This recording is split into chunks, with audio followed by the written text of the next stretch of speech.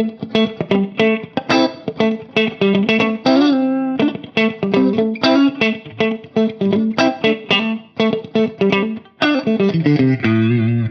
there, welcome back to TT Love channel. Today I will teach you how to properly warm up before exercise or training, correctly and formally. Whether you are a hobbyist, a professional player, or simply someone who loves this sport, we must pay attention to every detail. Don't let it happen that while we are happily, seriously, and intently practicing, having already invested time and energy into it, we suddenly get injured, so we must consciously avoid and prevent such accidents from happening. Therefore, I want to emphasize this key point. Teaching everyone how to warm up correctly. The warm-up is divided into several parts. First, usually after arriving at the venue and changing clothes, we can start with the first part. We can start with the first step. Jogging. I won't demonstrate this. For a venue like this, it's about 70 to 80 meters per lap. We run 3 to 5 laps, which is a few hundred meters. 3 for 100, for 500 meters. After the body is slightly warmed up, we begin the warm-up exercises. So first, what everyone needs to pay attention to is, we must activate several key power-generating points. For example, the chest muscles. We should do chest expansion exercises. For instance, you can watch me. I'll start demonstrating directly. Then both forearms slightly. 1, 2, 3, 4, 5, 6, 7, 8. Do this for 8 sets of 8 counts as one part. Next is moving the shoulders up and down. Then cross movements. 2, 3, 4, 5, 6, 7, 8. Remember to do it slowly. You need to go slowly. Don't just go through the motions superficially. You need to stretch. Actually achieve that feeling of stretching, that pulling sensation. Then for the upper body, we must also rotate the waist to loosen it up. The waist is a part that generates a lot of force. For example, if you finish training today and you don't cool down properly, and the next day you don't do warm-up exercises, your waist will be in a stiff state. If you then go straight into counter-hitting and exert force vigorously, you might end up with a pulled lower back muscle, or even a lumbar strain. This easily leads to injury. In the worst case, you might not be able to play and need to rest. This is very detrimental to our training plan. So when we rotate the waist, what should we do? Look, use the maximum range of motion. Apply moderate force to feel a stretching sensation. Both sides. After you're slightly warmed up and stretched out, you can combine it with turning the body to the right, crossing the legs, turning to the left. This is a larger range stretch. This kind of feeling, it can really stretch the waist. For the arms, there's another one. The muscles at the back of the arm. How to stretch them? We can cross our arms. Bring them behind your head, like this, to the back. This stretches the shoulder blades. And this area here. Alternate sides. Stretch both the left and right arms. Okay, the next exercise is stretching the outside of the shoulder. This area is used often for forehand and backhand power. So sometimes after practice, you might feel soreness in the shoulder or upper arm. That's this area experiencing wear and fatigue. We must pay timely attention to it, including warming it up before training. For this spot, use your left hand to hold the right arm, fixing the elbow joint. You want to stretch. Pull it outward steadily. Hold for about 10 to 15 seconds per set. Fully feel this pulling sensation. Of course, don't pull with a sudden force. Slowly feel it. Calmly feel the muscle being stretched. Then switch sides. Always start with moderate force and gradually increase. Increase the force gradually. Stay within your comfortable range. Okay, next is pre-training activation for the wrists. As everyone knows, the wrists are very important. Some friends, after playing, don't pay attention to cooling down and don't stretch before training either.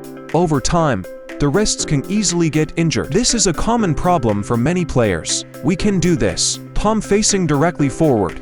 Use the other hand to support it and pull gently towards your body.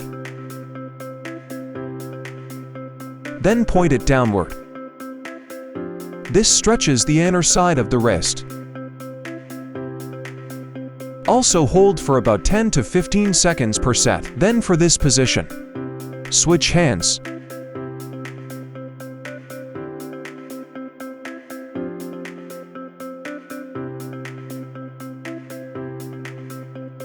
Next, we move to leg stretches. First, stretch the inner thigh. Fully warm up and stretch the inner thigh ligaments. Pay attention, everyone, for the leg being stretched, the right leg here. Do not let the toes lift up. You won't feel the stretch if you do. The muscle won't be stretched effectively. To heel, the entire foot sole should be flat on the ground. Try to press down as far as comfortable. Don't rush these warm-up exercises. The slower, the better. Don't just go through the motions quickly and switch to the next exercise. That is ineffective. Useless effort. Again, about 8 sets of 8 counts. Then switch sides. This stretches the inner thigh. Often, inner thigh injuries occur when you haven't warmed up properly and you make a sudden sidestep movement. This uses these muscles, and the hip joint can easily get strained. Once strained, these inner areas and soft tissues are prone to damage, and they heal slowly. So for this area, while strengthening it, we must pay attention to pre-training stretching and post-training cool down. After stretching, we do the forward lunge. This mainly stretches the inner thigh as well. Press down. Again, about 8 sets of 8 counts. Remember to breathe steadily. Don't hold your breath. Don't be stiff. Keep your breathing smooth. Switch sides.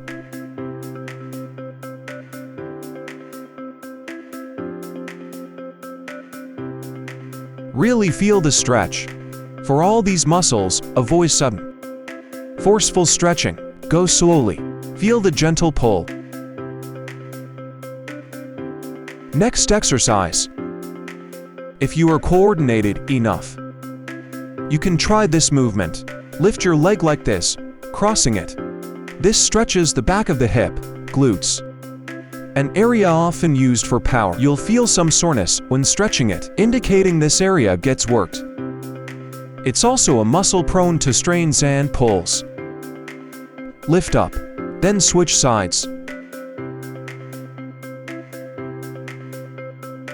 As I said, whether you are a hobbyist or a professional athlete, this is essential because table tennis is a sport that still carries a risk of injury. So we must try our best to avoid them. Similarly, stretch the front of the thigh. Watch the angle. Kick your foot back, hold it with your hand, and pull gently. Try to extend it. Switch legs. This is actually part of our daily table tennis training. We must execute every detail properly, whether for your career or for your overall physical health. It's a crucial step with no downsides. We can't play for 2 days. Rest for 2. Play for 2 days. Rest for 2 days. That wouldn't be a pleasant experience. Next is for the shoulders and neck. The neck. Similarly, tilt your head to one side and gently hold it with your hand. Feel the stretch in the side neck muscles. Because in table tennis, we maintain a ready stance with the waist forward. Hips back for support. The neck constantly needs to look up. This area really needs pre-match stretching, pre-training stretching, and post-training cool down. Then switch sides. Stretch both sides. The shoulder and neck are connected. They work as one unit. This also helps relax the shoulders. This movement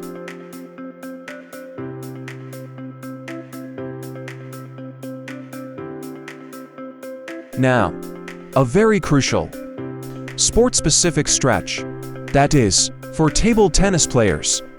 Our sport is very unilateral, and we do a lot of twisting. You'll find the entire thoracic spine is often tightly coiled. This can affect your posture over time, making it somewhat rounded or, in severe cases, even causing issues. Based on my own experience and accumulated wear, I can tell you that you might slowly feel your spinal mobility decrease and breathing might become less fluid. Everyone can learn this exercise. This stretch. Open both arms. Bring your hands together. Then slowly open them, extending backwards. Yes, reach back. This helps your thoracic spine return from a tight state to a normal one. If you consistently cool down like this after training, you can avoid this problem. I've learned this through hard experience. It's a stretching technique I learned later, and it's very important. Training methods are becoming more scientific. The good thing about our sport now is it keeps up with the times. Training is more scientific. It's not like before when conditions and knowledge were limited, which often led us down inefficient paths. Coach Sun has already been through those detours and hopes to help you avoid them and progress more smoothly. Another great stretch for opening the thoracic spine and improving overall agility is called the world's greatest stretch. Left leg and right hand parallel. Then bring the left elbow towards the ankle. Press down. Then as you open up, exhale. When you first try it, you might find your rotation is limited. That indicates your thoracic spine is tight. So we should do this world's greatest stretch every day before and after training. I must emphasize this. It's very useful and scientific. Used in many sports. You'll feel it, stretching your entire body, thighs, hips, and thoracic spine. Press down firmly. Now switch sides. Try to open up as much as possible, but progress gradually. Don't use sudden, forceful movements. Next, a calf stretch. Step 1 foot forward. I'll show you from the side. We're targeting the back calf muscle. For the back leg here, the calf muscle. Keep both feet flat on the ground. Don't lift the heels. Leaning forward stretches the calf. Feel the stretch in the back of the calf. You must press down. Let's switch a bit.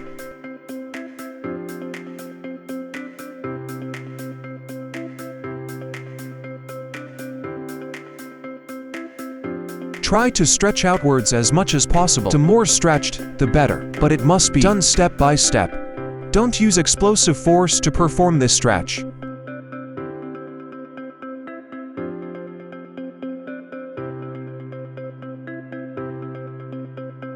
Next, we have a calf stretch.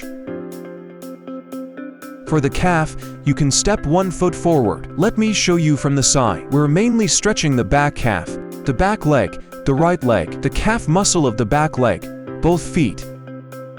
When stretching, be careful not to lift the heels. Keep both feet flat on the ground. Pressing down like this will give you a stretching sensation in the calf. Stretching this back calf muscle, stretch and lengthen it. Switch sides.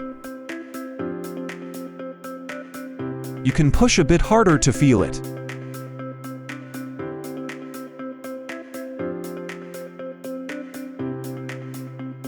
Okay, now, we can use the table in the sports hall. After finding the table, spread your legs apart. Place your hands the same width as your legs. Press down. This is also a classic shoulder press exercise, a very classic movement. It's also a very necessary, sport-specific activity for us table tennis players.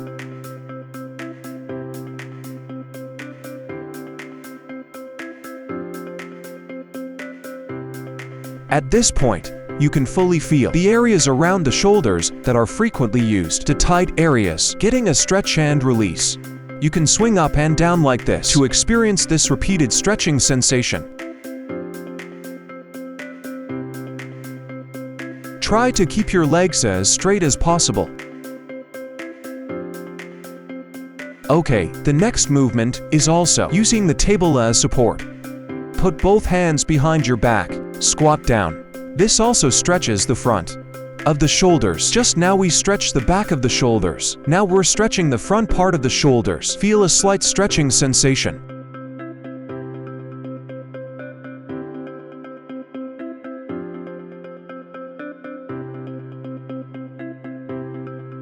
These can all stretch the muscle groups that we frequently use when playing table tennis. Yes. Now let's stretch the mobility of the waist and legs. Legs also wider than shoulder width. Cross and touch. Right hand touches left foot. Left hand touches right foot. Toes. Touch the toes. This can stretch the right side and back of the leg.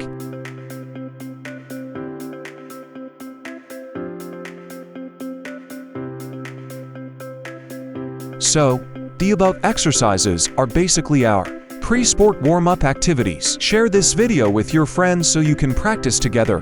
Goodbye.